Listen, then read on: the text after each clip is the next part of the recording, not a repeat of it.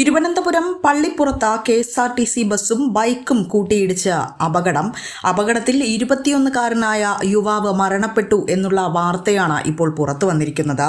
പള്ളിപ്പുറം ബിസ്മി മൻസിലിൽ ആഷിഖാണ് മരിച്ചത്. കൂടുതൽ വിവരങ്ങളിലേക്ക്. ശ്രുതി, ഇന്ന് പുലർച്ചെ 1 മണിയോടുകൂടിയാണ് തിരുവനന്തപുരത്തേക്ക് പോയ KSRTC സൂപ്പർ ഫാസ്റ്റ് ബസ്സും ബൈക്കും തമ്മിൽ കൂട്ടിയിടിച്ച് അപകടം ഉണ്ടാകുന്നത്. പള്ളിപ്പുറം സ്വദേശിനി 21 വയസ്സുകാരനായ ആഷിഖാണ് അപകടത്തിൽ മരണപ്പെട്ടത്. ഉടൻ തന്നെ ആഷിഖിനെ തിരുവനന്തപുരം മെഡിക്കൽ കോളേജ് ആശുപത്രിയിൽ എത്തിച്ചെങ്കിലും ജീവൻ രക്ഷിക്കാൻ സാധിച്ചില്ല. റോഡിന്റെ ഗതിമാറി വരികയായിരുന്നു KSRTC ബസ്. കൂടാതെ തന്നെ ദേശീയപാതയുടെ നിർമ്മാണം നടക്കുന്നത് കൊണ്ട് തന്നെ റോഡിൽ നിയന്ത്രണം ഏർപ്പെടുത്തിയിരുന്നു. എന്നാൽ KSRTC ബസ് ഗതിമാറി റൺവേ ട്രാക്ക് ഗതിമാറി ആണ് കയറി വന്നത്. ഇതിനെ തുടർന്നാണ് ഇത്തരത്തിലൊരു അപകടം ഉണ്ടായത്.